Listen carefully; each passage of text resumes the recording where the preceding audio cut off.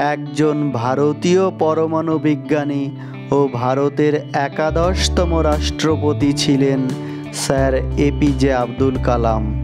তিনি আজ আমাদের মধ্যে না থাকলেও তার বিখ্যাত কয়েকটি বাণী, যেগুলো আমাদের চলার পথে ঈশ্বরের আশীর্বাদ স্বরূপ, তার মধ্যে কয়েকটি হলো, ব্যর্থতা নামক রোগের সবথেকে ভালো ওষুধ হলো আত্মবিশ্বাস আর কঠোর পরিশ্রম।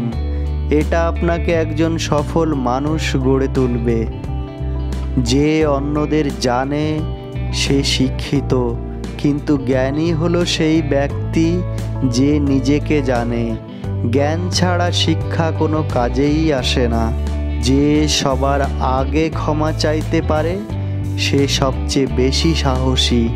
যে সবার আগে ক্ষমা করতে পারে সে সবচেয়ে বেশি শক্তিশালী।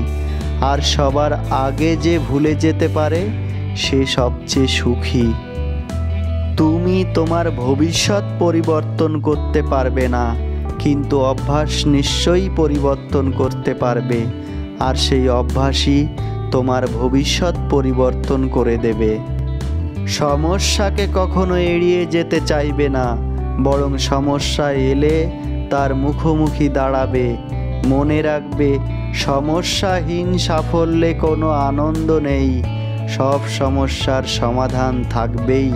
মানুষের তুমি যত বড়ই উপকার করো না কেন, পরবর্তীতে তোমার সামান্য ভুল হলে সেই উপকার বিন্দুমাত্র মনে রাখবে না। জীবনে এমন বন্ধু বানাও যেন আয়না আর ছায়ার মতো হয়, কারণ আয়না কখনো মিথ্যা বলে না আর ছায়া কখনো ছেড়ে যায় না।